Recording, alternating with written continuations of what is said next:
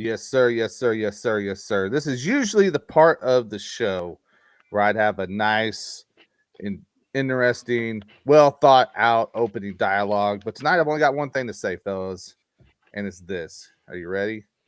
Fly, Eagles, fly, baby. And if you don't like it, I really don't care, Margaret. Okay, I don't care. I love the bringing We in the I don't care, Margaret. That's hilarious. The ultimate sign We're of in you the do Super care. Bowl. We are in the Super Bowl, baby. That's all When that you matters, say so. we, define we. Because Because you're not going to the Like Super Bowl. FiveTwenty. Facts. No, but I'll be watching. I'll be rooting. I'll be wearing my Kelly Green, Jeremy Maclin throwback. It'll be fun. So. Who? Well, I hope you're ready for those refs. The Hey, refs Swiss. to let you down. Swiss, let me explain, dude. There's this thing called football, right? I know it's not driving around in a circle, okay? Whoa. I'm not a NASCAR fan. I'm an F1 fan. There's no ovals in Formula One. Oh, okay. Get it right. Don't misrepresent my sport. Community notes. Community notes. Yeah, man. It's FiveTwenty IXC for Monday, January 27, 2025. We are 1 week into Donald Trump America, and by golly, has it been something. We're going to talk about it, I'm sure. But first, let's go ahead. Let's meet everyone hanging out with us tonight. Starting with, we got a return guest from last week, man. Frenchie, the Rista, is back. What it do? Just harsh opinions and biblical facts, baby. That's it. 2 weeks in a row, dude. I made that up. Yeah, I'm so happy to be back, man. These guys are absolutely nuts for even getting me back on. But you know, we have to take it one episode at a time. And I'm just happy to be here. I'm just here so I don't get fined, to be honest. Hey, one more. If you're on the next show, man, they call that a streak. So I'm just Don't get a badge for it. Are you speaking Gen Z? sports, I don't know. No, Man. gamer. It's like an achievement badge. You win 2, that's back to back. You win 3, that's a streak. So Oh, there you go. yeah, man. And Mr. C is hanging out with us. What up, Mr. C? What's happening, man? It has been a while, man. Good to be back on the IXC platform with my brothers and Frenchie. Yeah, let's go, man. That's it. Yeah, man. What you got going at FiveTwenty Radio, Mr. C? Oh man, just came off a couple of weeks ago the Mr. C Live's top 40 countdown, counting from 40 to 1. It was a blast. A lot of great artists on the countdown, and of course, I'll be coming back with some new mixes for Live with Mr. C, and I'm trying to get some new shows on the station as we speak. Got a couple of people coming on real soon. I'll be promoting that in the days to come. Yeah, man. 520 IXC on there. Oh yeah, 520 IC's on there Wednesdays, 5:20 p.m. Eastern Standard Time. Rock out with us, man. See what you did, though. Nice, bro. Big Swiss, looking all fresh and so clean with his cut going on there. Got a haircut, trimmed my beard down, knocked a good 5 years off the look of my face, which was good. So yeah, I'm excited. Needed, Swiss. Yeah, it was tough. It was about time that I trimmed that beard down a bit. It was starting to look a little round. But yeah, excited for the discussion tonight. I'm sure we're gonna get in a lot of trouble. Big facts. That part. Dude, that's why I'm not even teasing anything, dude. We're just gonna, we'll get into it in a moment here. So, but KD's back. We missed you, KD. Man, and I missed you guys. So Did it's you, though? great to be back. Always. Okay. Come on now. You complete me, Eric. IXC completes me. Monday nights at 7:00 Central Time completes me. So yes, I can feel the void. Yeah, man. Love it, dude. And of course, Eric Boston, hit me up on X at Eric Boston 3. Drink your chocolate milk if you got it, because look at this. Protein, strong bones, all the things, dude. All the things. So do that.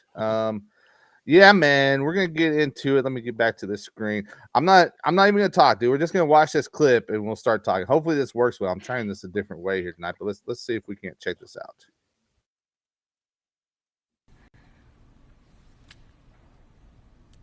Let me make one final plea. Mr. President.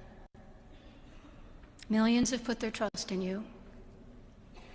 And as you told the nation yesterday, you have felt the providential hand of a loving God. In the name of our God, I ask you to have mercy upon the people in our country who are scared now. There are gay, lesbian, and transgender children in Democratic, Republican, and independent families, some who fear for their lives. And the people who pick our crops and clean our office buildings, who labor in poultry farms and meat packing plants, who wash the dishes after we eat in restaurants and work the night shifts in hospitals, they may not be citizens or have the proper documentation, but the vast majority of immigrants are not criminals. They pay taxes and are good neighbors. They are faithful members of our churches and mosques, synagogues, wadara, and temples. I ask you to have mercy, Mr. President, on those in our communities whose children fear that their parents will be taken away, and that you help those who are fleeing war zones and persecution in their own lands to find compassion and welcome here. Our God teaches us that we are to be merciful to the stranger, for we were all once strangers in this land.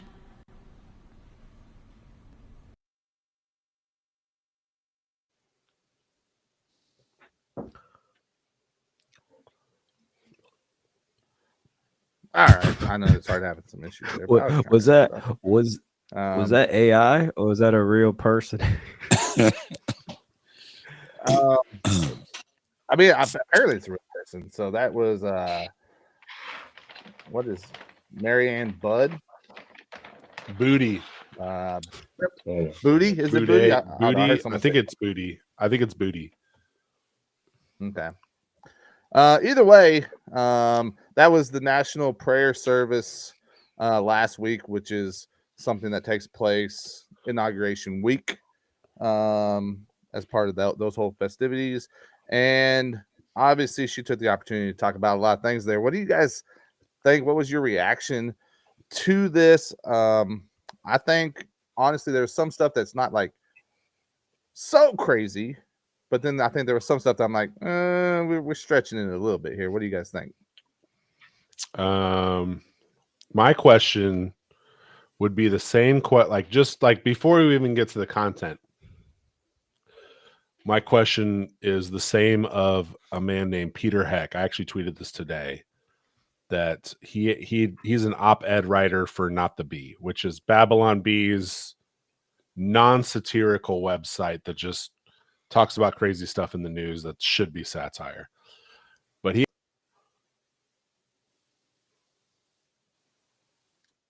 left to use the tax-exempt church lobby for legislative change, impose biblical morality on the masses, while also condemning anyone on the right who does the same. So I think right off the bat, this woman is being paraded around as a pariah for the Christianity. And I think the answer to that question is that the government, the media, the powers that be prefer a lukewarm Christian who would allow a female preach from the pulpit. And they want watered down Christianity that doesn't follow any conviction or tenets, and that doesn't follow any biblical background, because they want to be able to manipulate, control, deconstruct, and then say, well, this is what your religion really means versus what it actually says. And so I think just right off the bat, the premise of having a female bishop was a miss for me. So Hard miss. I thought that, I mean, as an immigrant, right? Someone, by the way, I'm an immigrant. I was born in the Congo, and I migrated to the States when I was 8. So I do get the immigrant speech, but I think we can all low key kind of agree to that to some extent. Like, of course, not all immigrants are criminals, just like not everyone is a criminal. And but I thought the setting and the speech, I mean, you could see the faces on everyone, even people that probably went to that church were like, what's going on right now? And it didn't feel like it was biblical. Like she was like mentioning, she's like kind of teetering around like Bible like themes, but she didn't whip out. I don't know. I didn't listen to the whole thing, but I don't remember her whipping out like verses, like literal verses to support all of her claims and all. But that's usually something that we see from people that don't really engage in the Bible in the way that it should be, and they kind of just get these big giant themes and then fit everything in there, and then you could throw anybody up on top of that stage to say exactly what she did, but to use her, was on purpose. And the fact that I think is she LGBT? Am I making that up? I thought she was. I believe so. I think she is. Yeah. At the very least, I'm not gonna judge by the haircut, but I'm pretty sure. At the very least, a supporter. I'm not trying to get canceled, but I think, judging by the haircut, yeah. So I mean, obviously, at the very least, supportive. Yeah, right? At least supportive. But I mean, I think the real danger here is for like young Christians. Like if you're new to the faith and you watch that, you might think all of those things are okay. I think some Gen Z Christians are in that realm now. Like they teeter in that line where, oh yeah, Jesus says love everyone. That means obviously, it's not wrong to be in this community or whatever to flaunt it and stuff like that. So I think that part is really dangerous, and I think it's kind of beyond Trump, because what's 4 years, right? Like it's going to be going to fast. Well, Frenchie, let me throw this at you, man, because you said it there, right? And I think this is something that all Christians should be able to agree with, right? That yes, not all immigrants are criminals, but where we start having maybe some debate is, what do we say about ones who are here illegally that did not follow the process? Because if we're being black and white and we're being truthful about it, if someone does something illegally, what does that make you? A lawbreaker. Okay.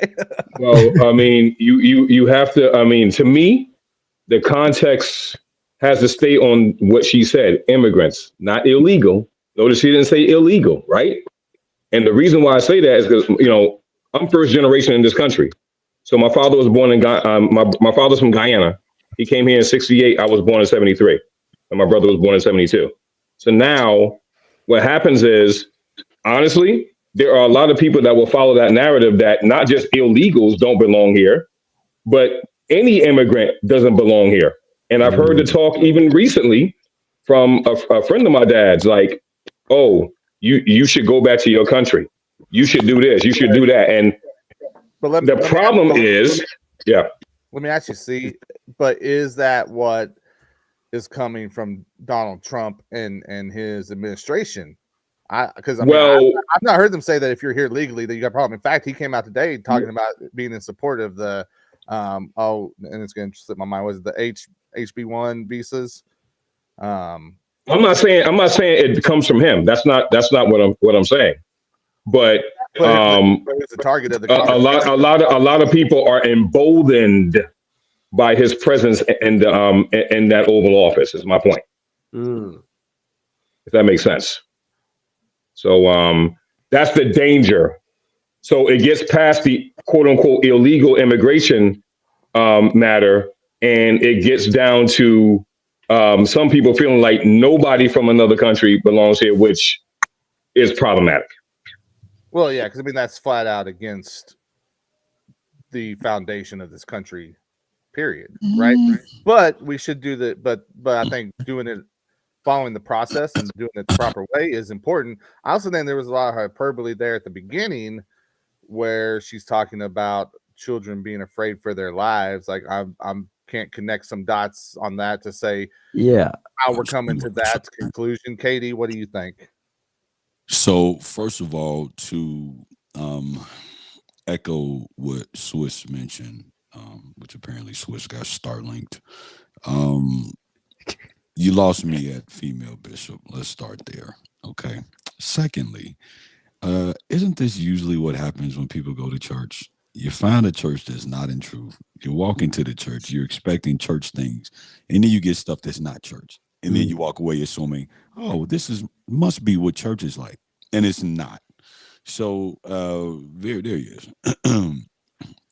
Very bad representation. I hate that when we do national prayer anything, that is always something that has nothing to do with the God of Abraham, Isaac, and Jacob. It is always something that is politicized and agendized and everything else, any other word ist that you want to put on the end of it outside of Christian, right? You're asking Trump for mercy. And no, you good, Source. We got you, bro. No, he doesn't have any power or authority except what God has allowed. All of that being said, I don't think it's hyperbole on her part when she talks about children fearing for their lives. If she's a part of that community, her perspective is tainted. And so that's what she believes. And that trumps any faith that she ascribes herself to, which is why in these instances, you take this moment and this opportunity to address what's important to you. Whether she was used as a mole or what have you. I don't know if y'all saw Lost and Found comment.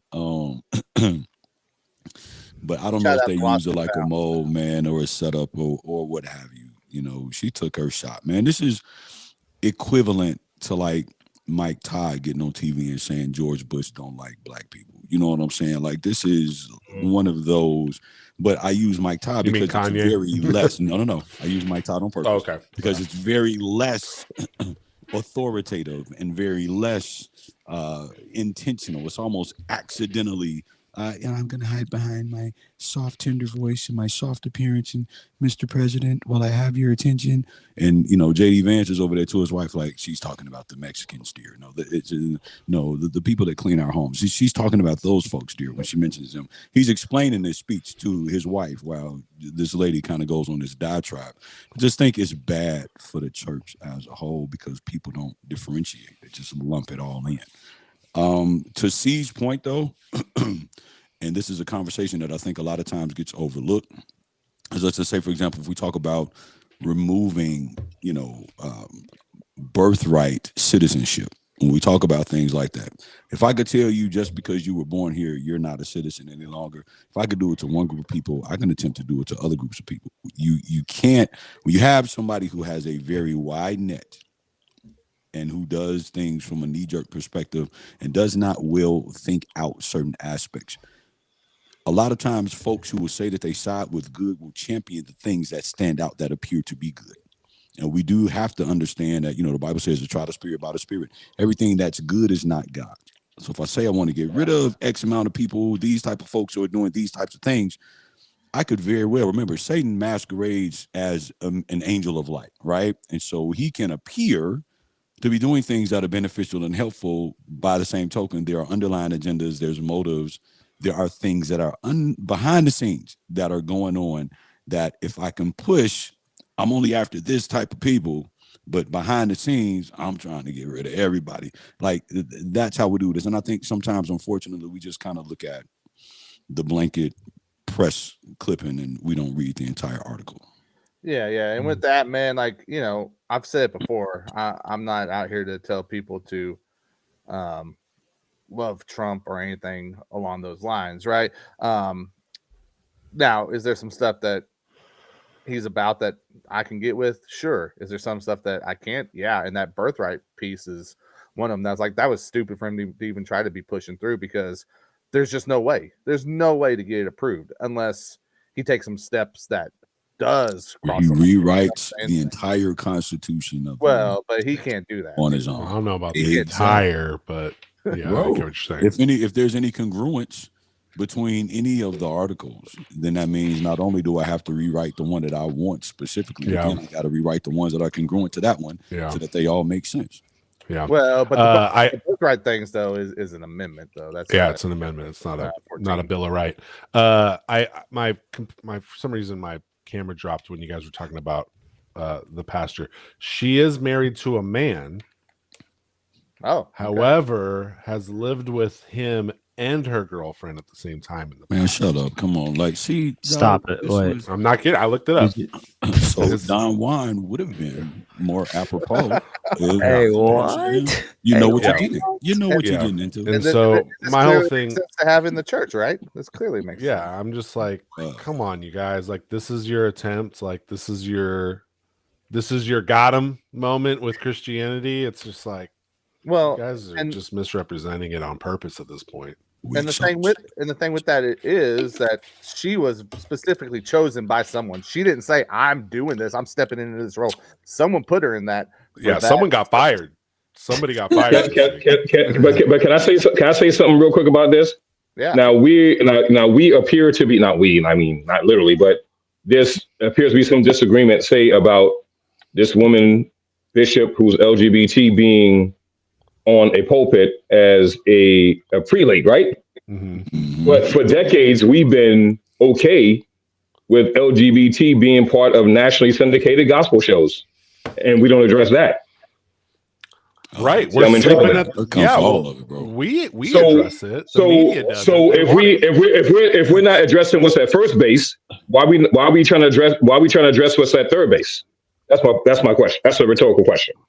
You see what I'm saying? Well, I mean, that's when you have to go back, and I've brought this up on the show before. If you read the 1989 study or book called After the Ball, that was written by two gay activists, it was a response to the Southern Baptist Convention stance on gay marriage, and they had a whole conference about opposing gay marriage and getting like LGBT. Well, they didn't even have T back then.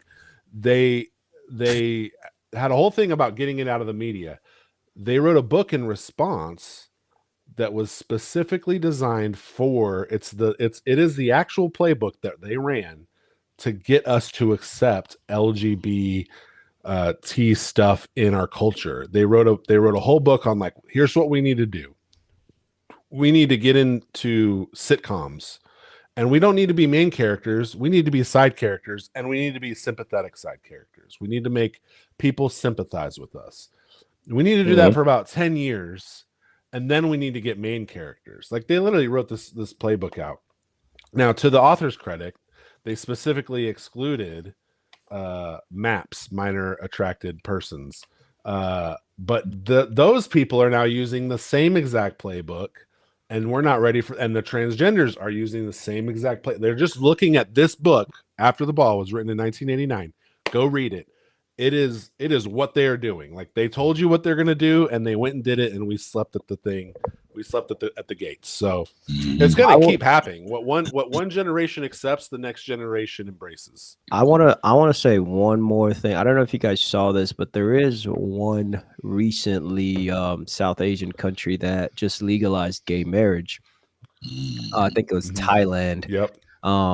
And I'm looking at them. I'm like, oh my gosh, they've just started the road, right? Because it's the, for lack of a better word, the Trojan horse that that gets put out in front. It's like, oh yeah, just everyone can marry everyone. But that was the entry level for this country. It started out with gay marriage, which wasn't a thing. No one even argued about it for a long time until all of a sudden that get inserted, and the next thing you know, we have every type of sex in the book. And one thing I do want to commend, or I don't know if you commend, but what Trump did with banning all that, the trans and the government, just get rid of that. I was like, what, that was a fire move. That's 100%. Like, bro, just get that out of there. Like, put it over there where it belongs. Like, look, no one said, like, I don't think anybody in this country, I mean, anybody has a problem with somebody being gay.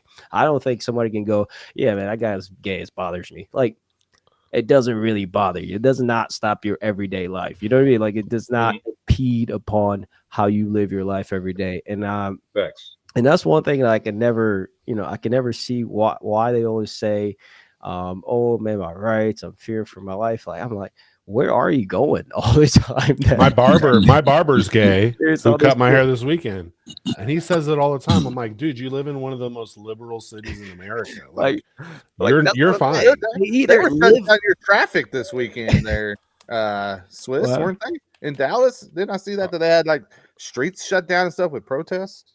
Oh, really? I didn't leave my believe house so. this weekend. I wasn't paying attention. They looking at that Jussie Smollett. Hey, I wanna address Lost and Found just real quick. I'll put this back up here. Yes, it was the 14th Amendment. He said this birthright citizenship pertains only to those who are not governed by our Constitution, i.e., non-citizens. The whole point of birthright citizenship is that you were born on American soil, giving you citizenship. So if we're talking about non-citizens, we're talking about someone that was not born here or was not born to American parents. So therefore, you don't even have a claim on birthright citizenship in the first place. and The the whole thing's crazy, weird. the Well, crazy I think thing the is, idea is that you don't get that. I think the idea is he wants to remove it so that the immigrants that do cross over aren't just having babies here just to get in. but Would be my guess. I haven't looked into it. The child gets it. The parents don't automatically get it. That's not how it Correct. works. But So- then it's like, do you separate the family?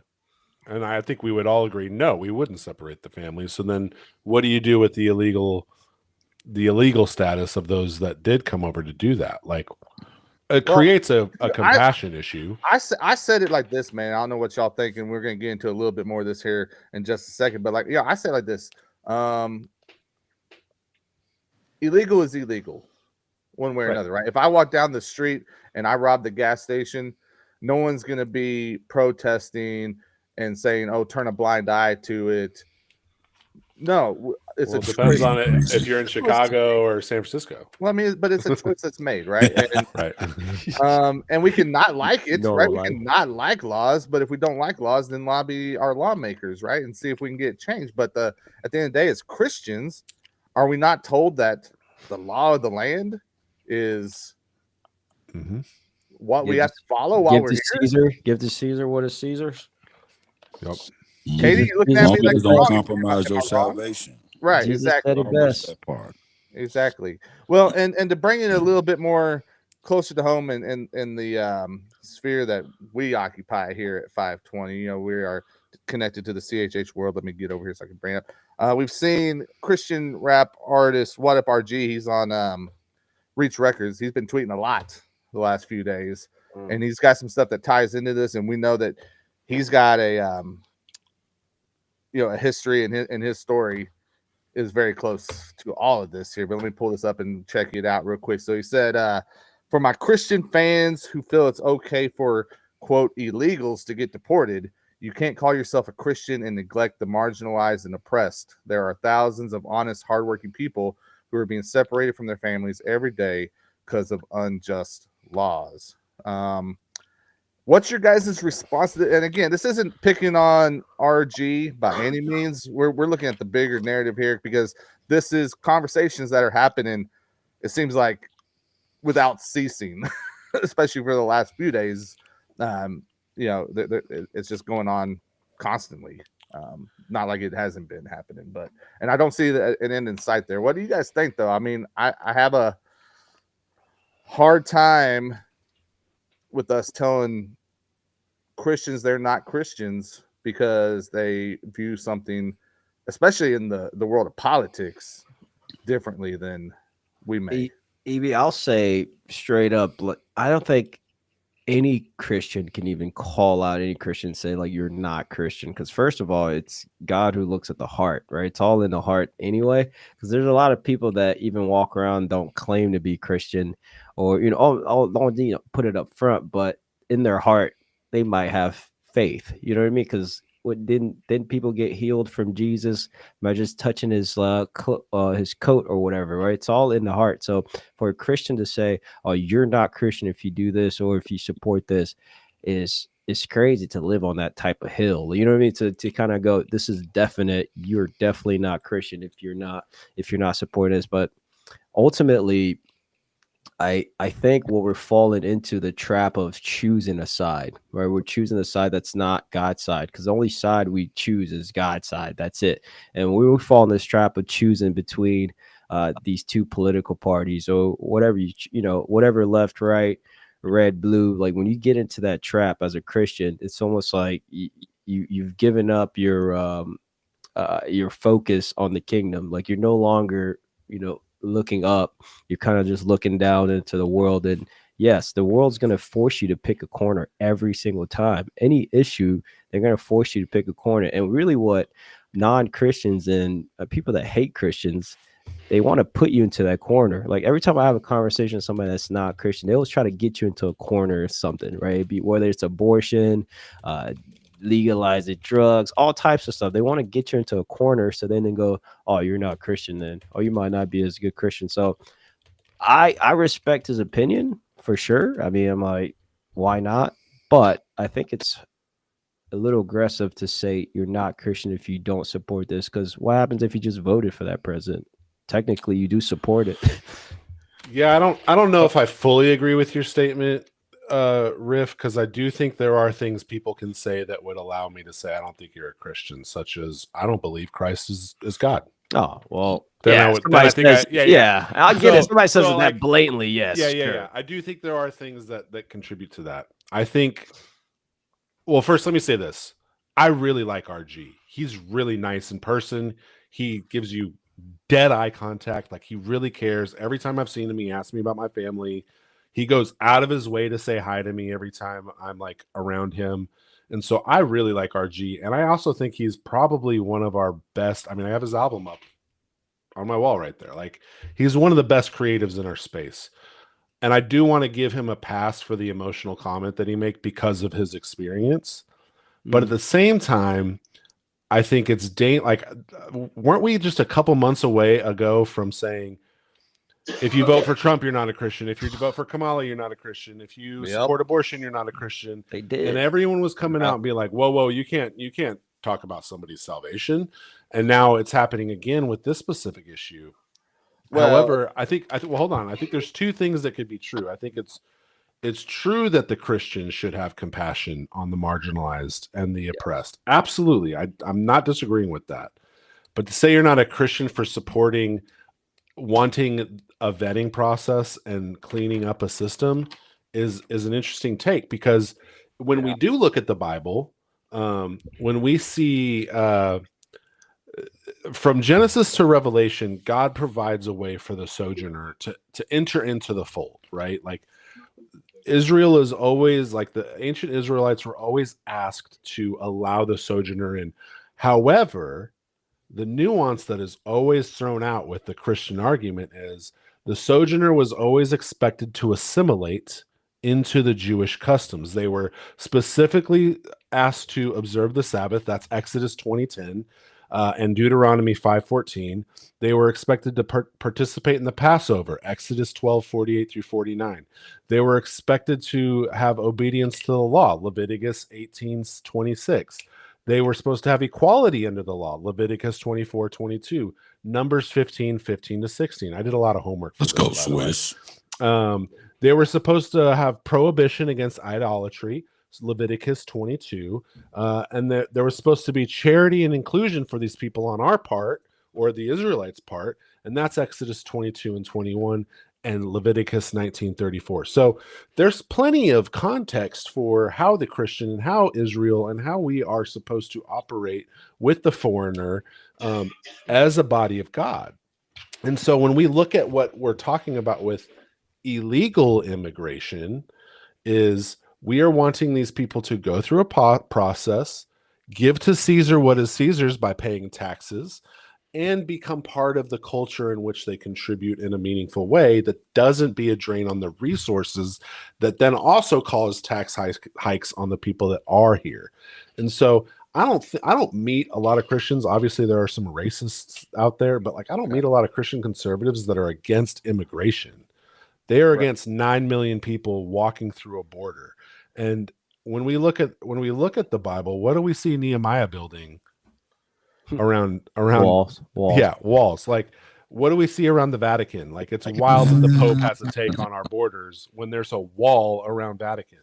Well, Vatican and- City. I was So- with you, bro. I was with you till you brought me up.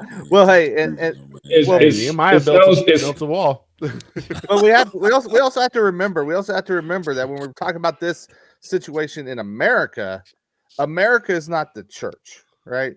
Right. There's a standard for the church, but we can't hold American politics to that because it's not set up that way.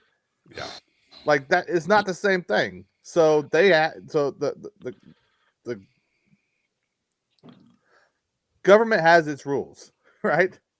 And we would love it for them to align those rules with the plans and the Hey, y'all want to hear inside of something God. funny? You want to hear Yeah. something funny? Bible, scripture, Swiss. Yeah.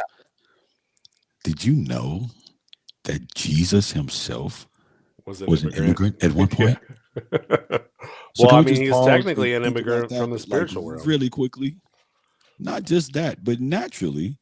Why? Because his dad had to take him to Egypt to hang out for a couple of years to make sure that he didn't get marked. Okay, Yep. so we can pause and let's contextualize now everything that really matters, because there are individuals who are here illegally, though are working and are paying into Social Security. Yeah. Why? Because they want and understand the value of hard work and want to build and create something better than what For it their is kids, that they yeah. left. There are individuals who are fleeing extradition. There are folks who are fleeing drug charges, murder charges, criminal conspiracy, gang related. You've got all of these people lumped in, just like they do with the church. And so now we look at all of these people the same, and we begin to marginalize them and take away from them because each one is not the same. They're all different. Yeah. The issue is that when you lump in and you want to say blanket illegals, there are some folks who are running for fear of their lives because of whatever it is that they got going on in that situation that's over there, and they need to be free. Absolutely. Do I really want to sit down and Well- say, well, you know what, in order for me to provide what I'm capable of providing, I'm going to run you through an entire process. Now, they might be willing, but that means initially to start. That's the same thing. So that means Jesus going into Egypt out of fear for his life, under the protection of his father. We're going to run Jesus through a process of him having to gain Egyptian citizenship in order for him to be counted and considered. Well, you're Maybe- applying a modern day I understanding. got of a couple citizenship. of questions. I got a couple of questions there. One, what was the Egyptian rules on people coming in? Yeah. You have to take that into consideration.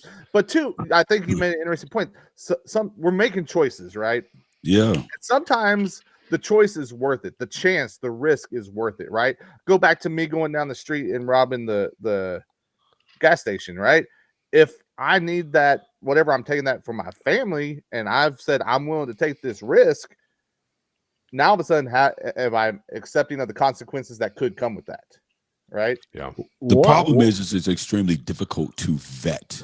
So when you're talking about the masses who have swooped in, rode in on buses, freight trains, but that's it's why it should be hard done the to- correct. Of course, it's that's why it hard, should be done but in it's the not. process that's Yeah, laid but out, it's also you know? not hard for our government to hire 88,000 IRS agents to check all your receipts. Well, And so, So you if we know, want to obviously we do have it, resources we to make do what a we way want to do it. Exactly. let me ask Well, you guys one question. So what about the actual immigrant himself, right? Coming through the border, but he's a Christian, right? He's breaking through the border, breaking the law to get into this country. What about him? Like his own conviction. You know what I mean? Like you've just broke the law. You got here illegally, right? So now we're all, all the Christians in this land are going, oh yeah, we're supposed to, yeah, of course, like we're supposed to have compassion. But he initially, like yourself, like you broke the law. Like how does a Christian immigrant that actually does that, follows through with it, how does you rationale that? You know what I mean? Do they go, yeah, it's okay? Like, you know what I mean? It's like God wanted me to break this law. God led me here, or We have to understand I that don't everything think that's it's being God. done in obedience to God isn't always going to fall in line with what With the man law. says should Yeah. or should not Mm. transpire. So being Yeah. in the world, not of the world, now takes on Good a point. different meaning. You know what I'm saying? And if I'm a kingdom citizen, now that trumps, pun intended, some of the things that go on in the world, and it has to. Otherwise, I lose my advantage and can thereby lose my citizenship. So even to that point Swiss made about assimilation, there's a reason why when the children of Israel were inhabiting the promised land, that God wanted all of the other prior inhabitants put out because he did not want them to become like them. Yeah. You're going to worship their gods. You're going to take on their customs and their traditions, and your heart is going to go far from me. So we have to look at these situations a particular way. And I don't like the fact that you can just automatically assume that just because somebody is a quote unquote illegal, that they're marginalized. I don't like that part of the tweet as well, because again, now we're lumping people in. It's a broad brush. Yeah, I want to right. address what Austin Found said here. Yeah. I was going to bring that up because I wanted to get that before KD. That's a good point So too. let me bring this up here. He says, Lost and Found says, where is the compassion for the families who have been negatively affected by illegal immigration? I don't hear many people with a liberal stance acknowledge them. So I have a whole point on this that I have like locked in the chamber, ready to go. So here we go. Let's go. I am old enough to remember that the whole COVID lockdown was worth it if it saves one life. Do you remember that? That was the statement that they said on the media. That is the every news station ran with that line. And I have watched the news cover multiple murders, multiple rapes from illegal immigrants. And so you would think the same logic would apply that, hey, if it saves one child from being brutally raped and murdered, then maybe we should vet a few people, and maybe that is worth putting millions of people through a process where they have to wait outside of something like we were told to wait inside of something. And so I find the logic of this wildly inconsistent from that side. Right, and the same thing would happen. Yeah, the same thing would happen if you went to a restaurant and you had a bad experience at that restaurant. Just one bad experience. Let's say you had bad, the food wasn't cooked well and your waiter was rude. One, you're telling everyone about it and you're never going back, right? Like that's what most people would do. In fact, when you study hospitality, out of 10 restaurant visits, a person is likely to have tell about a positive experience 3 out of 10 and tell a negative experience 7 out of 10 times. So just on that logic, it's like we're willing to boycott everything over an uncooked steak, but somebody rapes a bunch of people start raping and murdering people in our country, and we're like, we need to have compassion on all of them. And it's like, again, it's the same thing on the other side, right? When you say they're all criminals, or no, they're all marginalized, or oh, they're all, it's like, no, let's just be consistent and rational and be like, hey, let's just vet everyone and not separate families. Well, and I also if it takes longer, it takes longer. Yeah, and that's one thing. I'm gonna bring it back around to. I'm not hearing anyone say we don't want anybody coming here under any circumstances. Yeah, we're saying just please do it the way that we have it laid out here, so that we make sure that you're good. Yeah. Go ahead, that way, bro. Your mic's not working, Riff.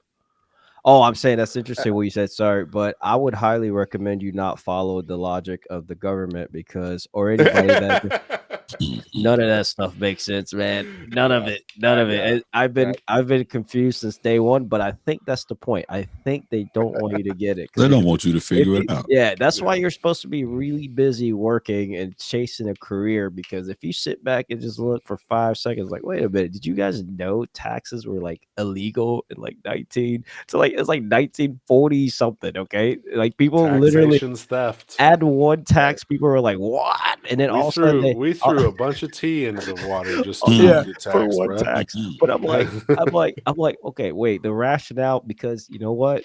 We're busy, we're working, we have bills, and the more bills and the more taxes we have to pay, the more busy, the less time we have to pay attention, and then the more confusing the government. I mean, there's no reason why these laws and amendments are 15,000 pages long. and written by lawyers with the most confusing, complicated sentence structures. You know what I mean? It's like they do that. It's all on purpose. All of it is meant to be. Now you're going down. confusing. Now you're going down like a I am about to go down, conspiracy and I'm coming back. I'm rabbit coming back. hole. I'm coming back around, Swiss. I'm coming back around. So Hey, what I'm saying is, on that, I'll say this real quick is that one, the states have continuously over the decades given up more and more of their rights to the federal government, right? And that's part of the problem, because a lot of stuff that's supposed to be on the shoulders of the states no longer is. But I do think that the last 4 years put some states in a spot of, hold on, we want to take some of that responsibility back at this point. I think we're seeing some of that shift. But go ahead and finish your thought. no, what I'm saying, just to bring it back around to the borders, immigrants, and there are clearly immigrants that come in here the right way. Like my family, we escaped war in Congo, and then we got naturalized. I'm American. I did it. It was all legal. It's not like I had any much to do with it. I was just kind of dragged around. But yes, there's also people that are coming in from the Mexican border legally, like actually driving through the actual lane, waiting in line, doing their paper and doing that. But then there's a ginormous amount. And literally, I mean, if you're opening up prisons in any country and then sending all of them to another country, any other country would have a problem with it. Matter of fact, every other country has the strictest laws about becoming a citizen, except for London. all that. Anyway, yeah. Most countries are very strict about how you become a citizen, how you get into the country. I mean, super strict. The U.S. very loose. So because honestly, it's very spacious around here. But still, I wonder if how many people realize that Mexico has a wall along their southern border. Mm-hmm. That part. Yeah, but that's what I'm saying. Borders are even heaven. We know heaven, the kingdom of heaven, has a border. Has a wall, has a gate. But this might be a biblical conspiracy. But border for what? What's going on up there? There's got to be other kingdoms, because Jesus is also King of Kings, and not just one king. He's the king of whatever's going on up there. But still, I think ultimately that there are some really bad people that are coming in through the border. I mean, really, I'm talking some nasty work people coming in through the border. And of course you want to address that. That sounds like common sense to me. Like if somebody's really like a bad person, like coming in here to do bad, to do evil, to sell drugs, make drugs, or, kidnap kids, bring kids in, like those are just bad people in general. If you can weed them out through some type of vetting process, why wouldn't we use the vetting process? I mean, I feel like common sense is not applied. Well, Swiss mentioned it's not applied equally through any kind of logical debate in the country we live in. So Dude, common sense went out the country a long time ago, man. They went on vacation. Hey, just on the topic though, I know we're talking about Trump's first week, but I know I saw this on Twitter how he signed 100 executive orders, and people are like, they don't even think Joe Biden signed 100 things in 4 years, and I was like, no, he signed. No. He signed 98 his first week. Yeah. He signed. Yeah. What was it? It was like two. It was in the 200s. Yeah, he signed like a ton of executive orders. 260 something, I believe. But what were they though? That's why Trump has to do so many, because some of it was. But I mean, he did stuff on like chip manufacturing that I think got under the radar on conservatives. I think was good. I mean, I can't say Biden was the best president. He definitely wasn't, but he might have been the worst, but he's still got a few good things done. Well, and I think that should be a litmus test for anyone. Can you say one positive thing about the other side? It's like, absolutely, you got chip manufacturing going in America. I can say a lot. I think it's also important that we address this, because who was it? Untitled put something up on X, and I can't even remember what he said now, but it was talking about I think it's actually the 14th Amendment stuff, the birthright stuff, now that I'm thinking about it. And he was like saying, hey, executive order is not a law. Correct. But what an executive order does do, and a lot of people don't understand this, is that they can determine how laws are carried out and enforced, because that is the role of the executive branch, is to enforce laws. Mm-hmm. Right? If they sit back and do nothing on it, the law is there, but if they're not making it, if there's not an enforcement policy, if there's no one actually conducting that, then it's just written down somewhere, right? I mean, that's what it is, and that's where these executive orders come into play, is presidents determining how those things are going to be carried out. So hey, Lost and Found said this. I want to kind of hit on this real quick too. He said this a little bit ago, but he said his wife was 9 months pregnant in Toronto in 2016. If she went into labor, I wouldn't expect my child to be a Canadian citizen. Well, if that child had been born in Canada, we'd actually have dual citizenship, I believe, until 18 or 21. I can't remember what the cutoff is. And then at either 18 or 21, they actually have to make a choice of their primary residency at that point. So that's why you make the big bucks, Eric. That's right. I mean, history degrees and teaching government classes come in handy sometimes, So Man, that's but that's the thing though, right? Like, yes, even and as an American citizen, because of your parents, like that's the rule there. That's how it applies when it comes to Canada. Is it's dual citizenship until a certain age, basically till you're an adult, and then you have to choose. Well, most people, if they live their whole lives in America, they're going to choose America, right? Yeah. But, well, I think too, getting back to like the RG's comment, it's we just live in a world where it's the extremes and not the middle position, right? So you had one extreme, which is let everyone in. Who cares? Let them go. That too. Yeah. To get them all out, and both are not compassionate. Would be my argument. Allowing everyone in isn't compassionate to your current American base, and kicking everyone out isn't compassionate to the people that are trying to make a better life for themselves. And so it's like when our elected officials are on both sides of the extreme, and we can't even get an actual moderate elected, that's what's going to happen. And it's unfortunate because I think we do need immigration reform that is compassionate and is faster and is quicker and does allow people to get into the system and does allow them to be like, when I say contributors to the society, I mean through a government stance, not just that they are actually doing work, right? Yeah. And I think that we can throw the baby out with the bathwater on that situation, because we'll take the extreme side and then castigate everyone else on the other side. And it's like, whoa, that's not reasonable. And so how do you actually have that conversation without being emotional, and just using like, hey, what's the best approach that appeases everybody? And like, it seems like no side is willing to try to meet in the middle. At least on this issue. So I don't know about you guys, but I think I don't really think the presidential office or whoever's in there is really, controlling just everything. I think it's almost impossible to control everything. I mean, well, that's what the cabinet's for. Yeah. Even signing all this stuff doesn't really do much until you have to, at some point, somebody has to convince the Congress, cabinet, Senate. So it's all gonna it's all going to that process, but we know that process is all confusing on purpose. Let's have a little mini government lesson real quick, right? So here we go. The true power lies in the legislative branch, right? With the because that's what, like, underneath the Articles of Confederation, that's all that was created, was a legislative branch, right? So it was just Congress, and then whenever the Constitution was written, it became a bicameral legislation. You got House, Senate, and then you added in executive and judicial. And the thing that people forget is that these three branches are supposed to be at odds with each other. They're supposed to be fighting for that power so that no one gets it. But now we've got these behind the scenes. I scratch your back, you scratch mine. Hey, KD, we'll see you, man. I love you. Right, but he's too polite to interrupt you.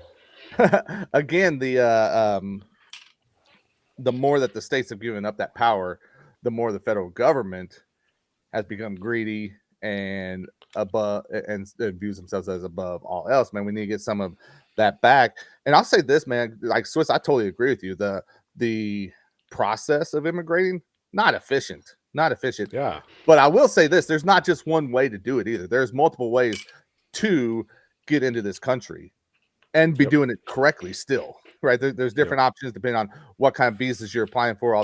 So there's the opportunities are there, I guess is what I'm kind of getting at. Yeah, well, and I also think the responsibility is more on the church than it is on the government, right? Like the church should be at the border supplying things.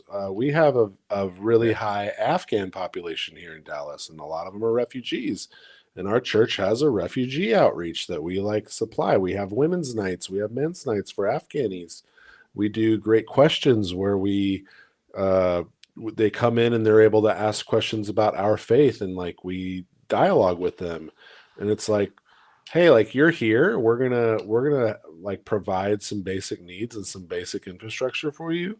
But like part of the deal is you got to listen to this sermon, because at least we're gonna maybe not forcefully like a timeshare situation, but more like, hey, do you want to know why we do this for you? It's because we love Jesus Christ. Can I tell you about Jesus Christ? And like those conversations are naturally happening.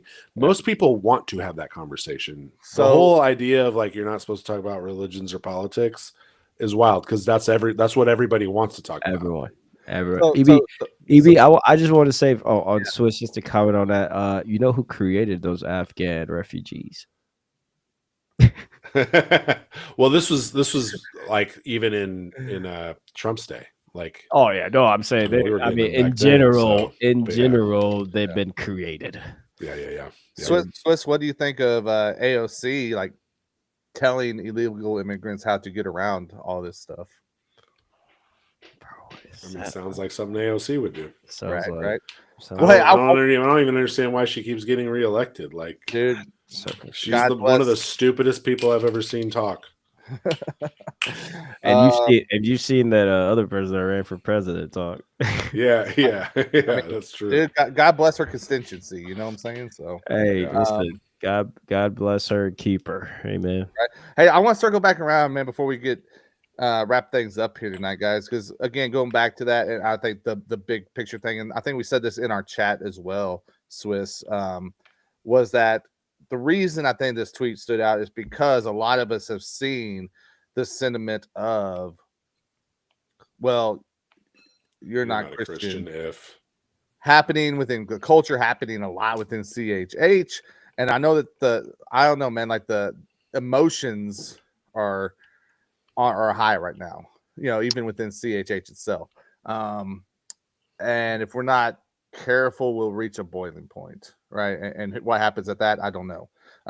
But maybe we can get ahead of it. Maybe we can avoid it, right? So how do we deal with that of getting away from division, which we've been talking about for a long time, needing the unity, but it seems like we're just kind of treading farther and farther away from that. Well, if I could say, the sensational posts are the most attractive. They catch our eyes, and I think Swiss, you categorized it right. I mean, you know, RG. I'm not that familiar, just his music, not like on a personal basis, but I would say we've all felt that level of emotion to a certain topic at some point, but we've maybe not just said it. And I think sometimes I remember somebody used to say, I can't remember, it's an NFL guy. You guys are a big NFL fan. Somebody from the NFL, it was a coach. I can't remember, maybe Herm Edwards or something. It's like way back. This is like way back. Yeah, maybe Tony Dungy was like, say something about like, you type up whatever, don't press send. You know what I mean? Like, he's like, he said something, he made a point about, you can type up your frustrations or whatever, just don't press send, don't hit submit, whatever it is, because usually when you do, out of emotions, after that you're like, oh man, you get taken back, because you get read all that with a calm spirit. It's like, oh man, I probably shouldn't have been that sensational. So I think in a way there's probably a little bit of that in that message. And for us Christians to analyze these kind of situations, it takes us getting into the word. And I think for somebody that is going to come out and make a public statement, I think you should, if you're a Christian, at least dig into the word and, bring up something about the word. If you're going to be that, upfront and very bold, and connect it, tie it back to the world, but just, calling people and say, hey man, this is not Christian if you do this, because everyone's going to be able to do it. Matter of fact, non-Christians do it. Non-believers call, like they'll say you're not Christian because you do that. So that's something non-believers do as well. So if we get into that kind of realm where I'm like, I'm calling you not Christian for doing something, I'm calling you, but you know, you saw me get baptized, you know what I mean? Or something just like to where we're not cannibalizing each other, you know what I mean? Like it's like the community, first of all, the Christian community has always been extremely separated, not just denominationally, but also just everyone interpreting the words, the however you want to. You interpret it however you feel the emotion at the time, and I think that also can be dangerous. But ultimately, you have free speech, yes. Right? Can you say how you feel at the moment? Absolutely. But when you are a Christian, you proclaim that publicly, you are now held to a standard that you set up for yourself.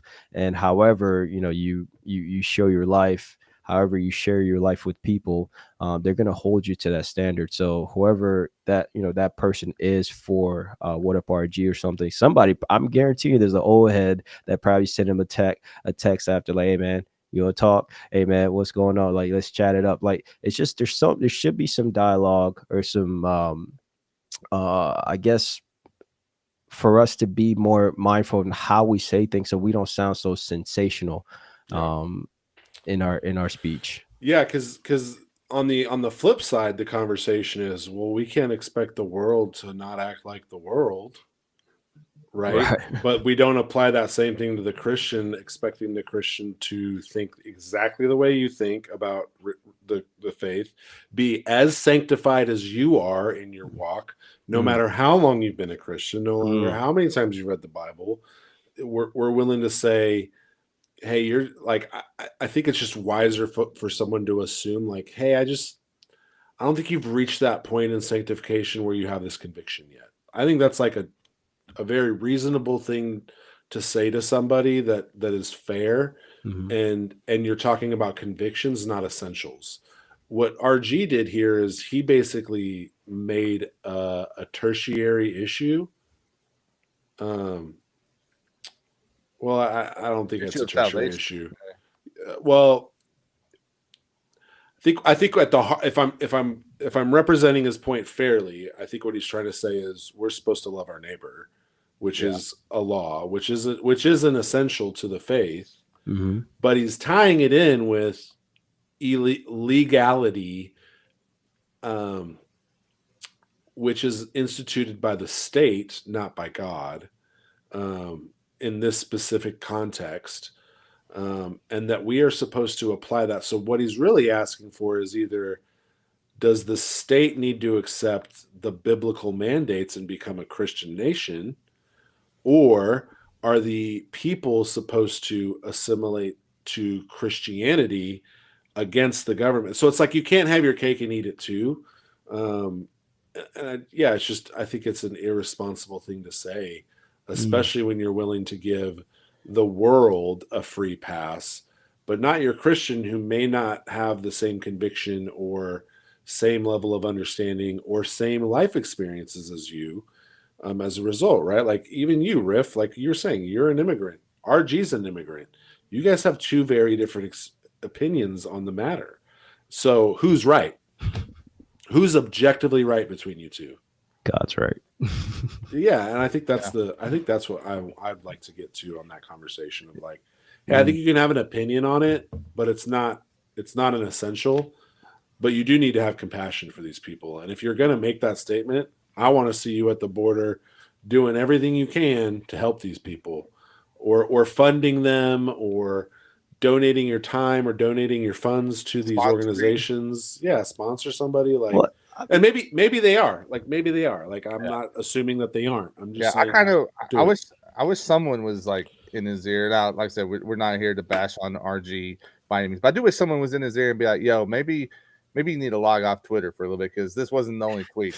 He word vomited quite a bit of stuff, man. And I get it, man. I totally get it, because right now he feels a way that I've never felt.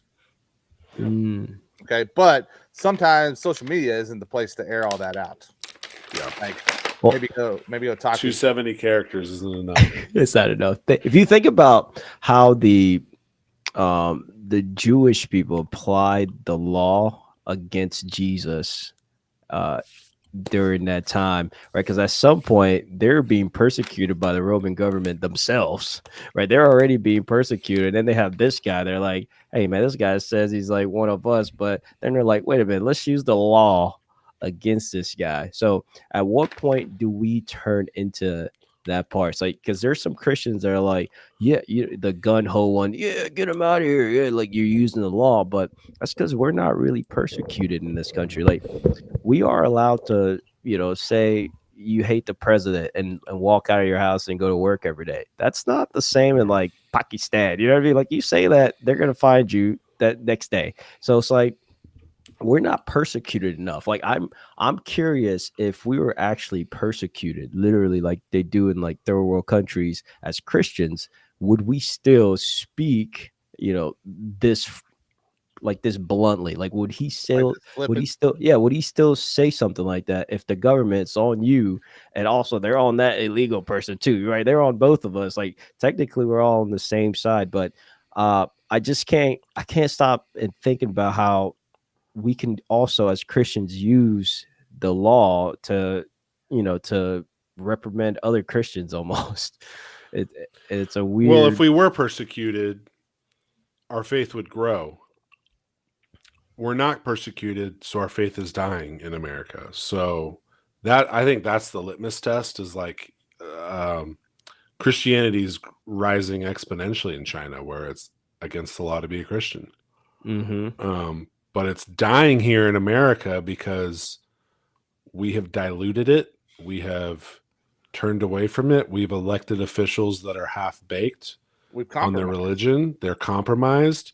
But to your point, I think something that a book y'all should read on this topic of like what you're saying, Riff, of like, hey, like you're kind of going into like a dark place when you start doing that, is a book called Accidental Heresies or Pharisees, Accidental Pharisees. Pharisee, that's the yeah. And it's a good book on like how you could accidentally become a Pharisee. I thought heresies because I wrote a paper called Accidental Heresies on how you can accidentally create heresies around the Trinity. And you can go buy that on Amazon right now for $9.95 ebook. Yeah, out there. Yeah. Oh, nice. Oh, you're talking about my paper? No, you can't. I don't know if it's true or not. I was like, he's got a paper. It's not long enough to sell. Dude, I'm trying to. 15 Dude, pages. hey, you can sell it if someone's willing to pay you for it. Swiss. That's true.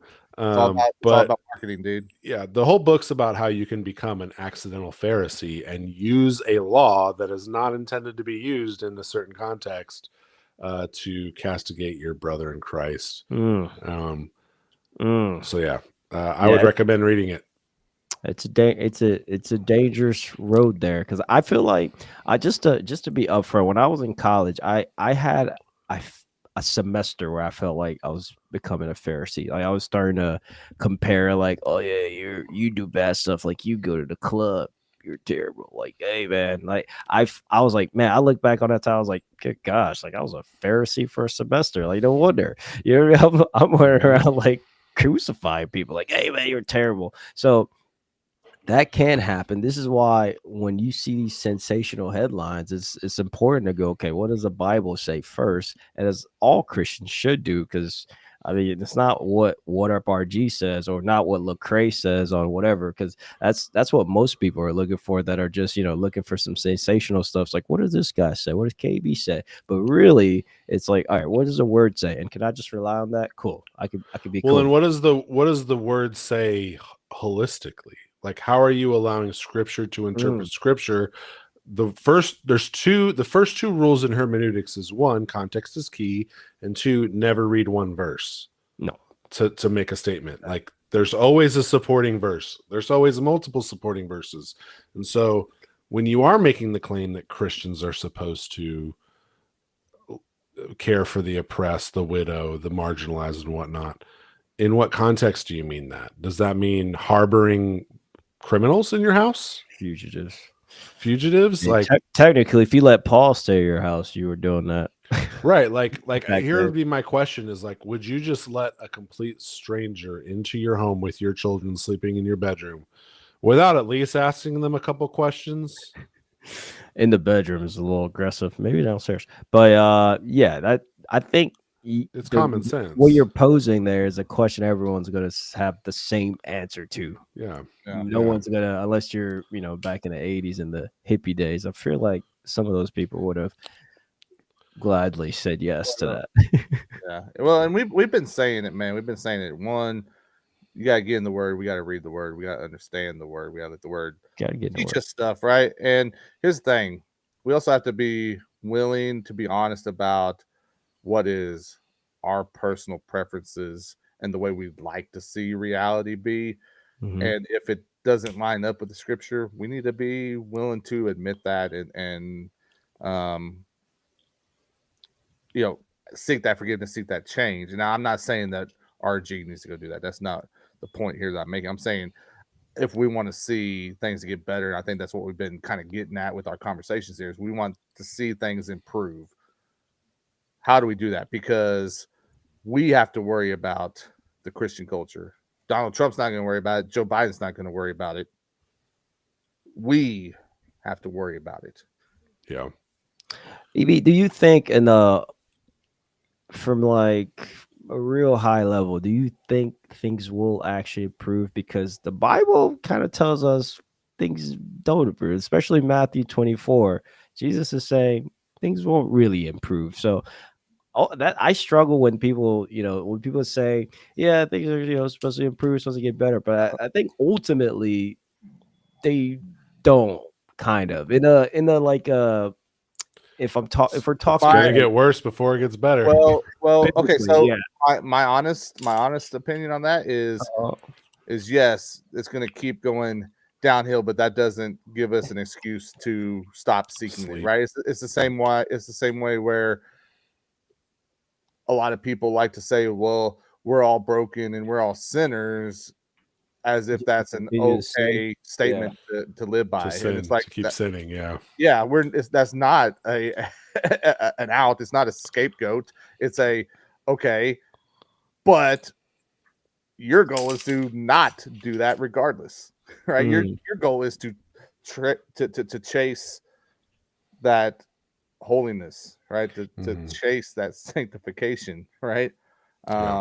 But we don't. We like to say, well, things are gonna get worse, so whatever it is. No, that doesn't mean we stop trying to make it better. Yeah, yeah, you're right. Some people give off the wrong perspective, and I see a lot of non-believers, say, "Oh, are you supposed to be, living in this? Like, are you supposed to have all these things?" And I'm like, "Because you're Christian." I'm like, "What? What? Well, like, where are you getting all that stuff from?" Well, with that, you got to ask yourself, why are they asking that? They're asking that because they hear sound bites. They have no idea what they're saying. Yeah. They don't know what the word says.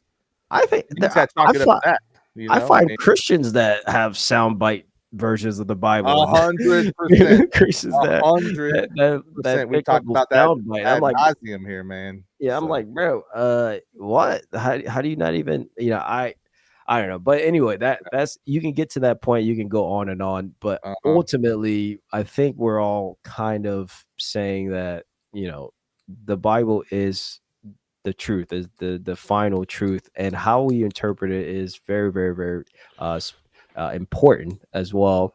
But also how we ourselves are emotionally charged when we make statements as Christians, because everyone, every Christian can make a sensational statement at any point. If you want to, you can piss people off really fast as a Christian. Go stand in front of an abortion clinic and hold up any verse. It could just be Jesus wept, and somebody's gonna, throw a tomato at you. So it's like we can be very sensational. So I think not taking advantage of that in a way that it's going to bring the attention to our faith negatively is very important. Well, let me go back to your question though, because knowing that stuff's going to get worse, right? Are we going to be able to fix the whole big picture? Probably not. But my question is, regardless of things on the bigger scale getting worse, can we make things better in a space like CHH? No. Wait, it's impossible. Why not? Because they're too influenced by idolatry of the secular culture. Mm. Oh, well, okay, I'll give you. But like, if CHH truly got behind this idea that we like to scream, But that premise already fails because that won't happen. Can a town come together and make things better? Yeah. Can a community? Depends on the size and the people in it. Yeah. You know, like at some point you get too much, but like I think the smaller is better, man. I don't think we were meant to live in these metroplex with tens of millions of people. I don't think that was ever the situation that we were supposed to be living in. We were supposed to be living in these small communities. And now our culture has taught us to offload our elderly people to homes instead of caring for them. We give children up for adoption. We abort children because they're inconvenient.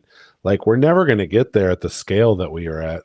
In fact, I think that's the reason we see wars and things in Revelation is to whittle down the people that like aren't about it. Dude, but I do think that the expectation is for the kingdom. Sure. Yeah, I'm not saying that. That's not true. Right. But and the kingdom's sizable, right? The kingdom is going to be at odds with the world, and the world's going to be at odds with itself. Yeah, man. Here's what I would say, and this is something I'm battling personally. So, like, I'm letting y'all in.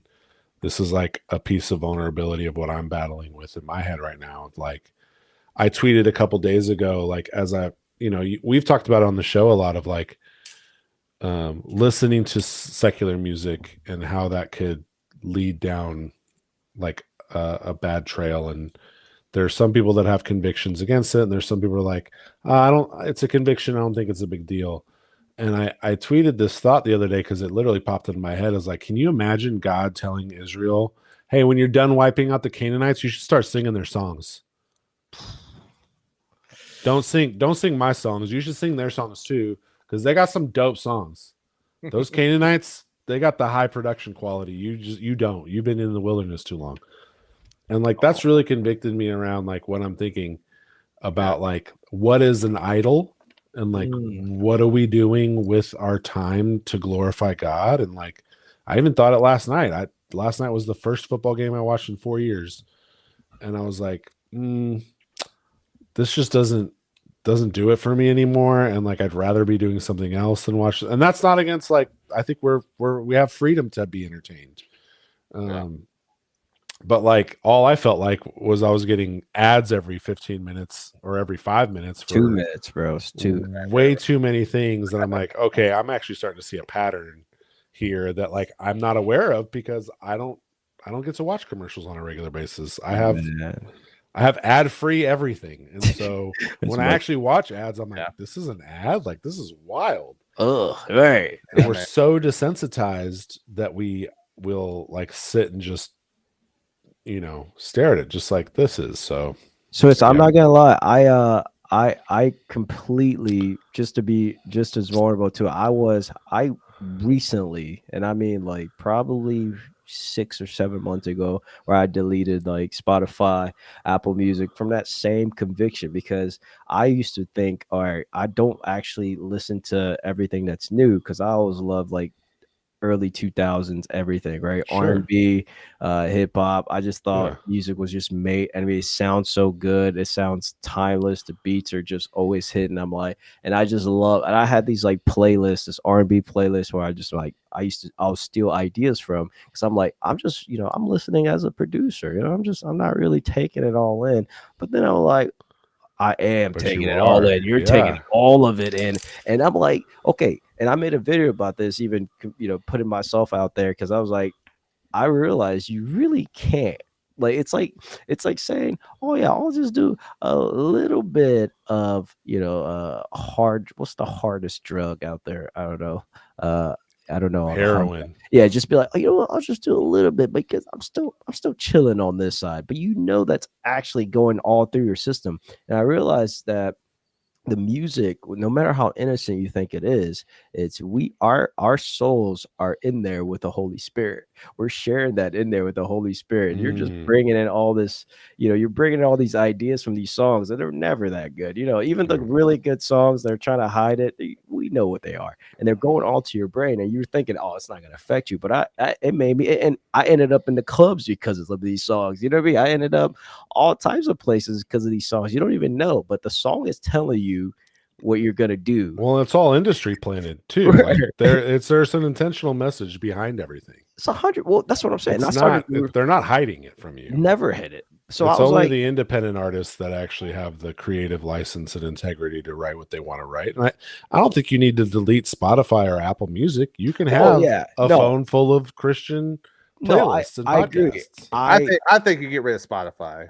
I did it as a Spotify's like. I needed like just to free my head. You know what I mean? I just needed because either way, you mentioned it earlier with the CHH. Like CHH is super influenced by the secular music industry. I mean, we look alike. Like I see some rappers, and like rappers I like I know what's his name, Lecrae's cousin, 1K Few's like nephew, cousin. I don't know. I know they're related, but still, like 1K Few. Like I seen him in a studio with Zaytoven, I believe.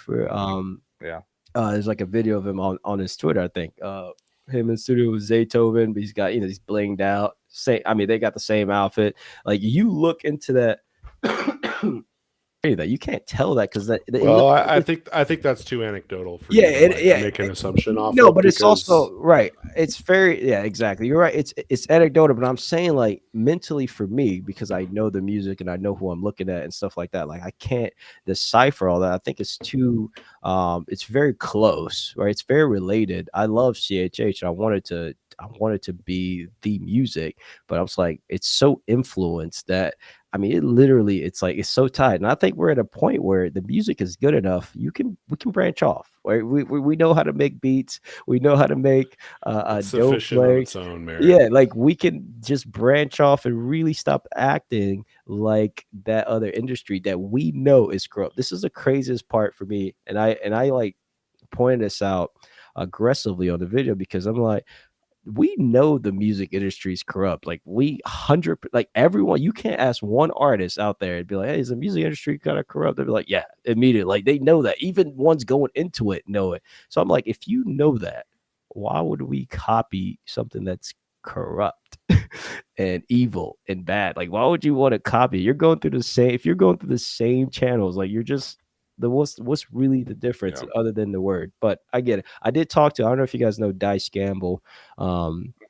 She's a older generation kind of rapper, female Christian rapper.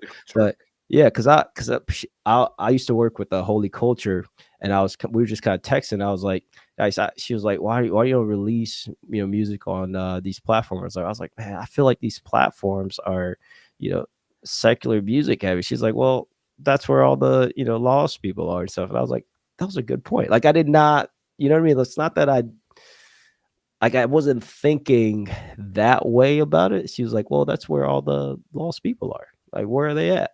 You know what I mean? It's like, that's where the music goes. I'm like, yes, but you see what the influence of that culture and that community is doing to our community. It's not right. They're not, they're one and the same in some areas. Yeah, man. Maybe a topic for the future. Definitely a topic for the future because I feel like Big Swiss got something for that. But hey, it's been good, fellas. It's been good. Frenchie, plug your channel real quick, man. Oh yeah. Y'all check it out. Locked In Christians. We are out there somewhere in the stratosphere. Check this out. Every Friday I do a live Bible study, 9:30. Boom. We just go at it, man. There you go, man. There you go. Swiss. Yeah.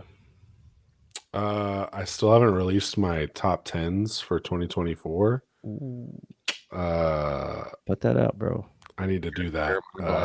Luke DiMarzio keeps bugging me like, when are you gonna drop your list? And I'm like, I wanted to do it 2 weeks ago, but then things got crazy, and then wait for 25. No, for 24. My top 10 for 24. Oh, I gotta see that. Top 10 album. Oh, well, I have albums, EPs, records, cadences are the the ones I usually try to do, like top 10. I'll do like top 10 cadences,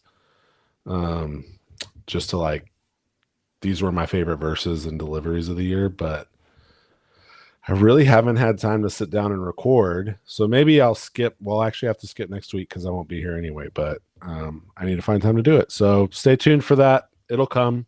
It'll just be late. Yeah, man. Really And if you late. want- Do it. Hey, and if Do you it. want to see some of the favorite projects and singles from some of the crew here at 520, make sure you sign up for our newsletter over at Substack. It's 520club.com/Substack. We've got those up, our favorite albums and singles of 2024. They're out right now. And also shout out to the people that listens to the audio version of our show. We thank you for subscribing, man. You can hear the audio version as well as get additional news right there on Substack. If you like what we're doing, you want to put a little something back into it, sign up as a premium member and you'll be a producer of the show. So we would love for you to do that. You know, all the things, man. If you like it, like, share, subscribe, tell people about it. But yeah, man, it's been fun. We'll be back again soon for another episode. We'll see who comes along for that one, man. But until then, you know, for my guys, Mr. C Live, Katie the Vessel, go out, do yourself a favor, live that good life and root for the Eagles. So that's what I gotta say, man. Y'all know what it is. 520 Collective, indie Christian culture. Let's go.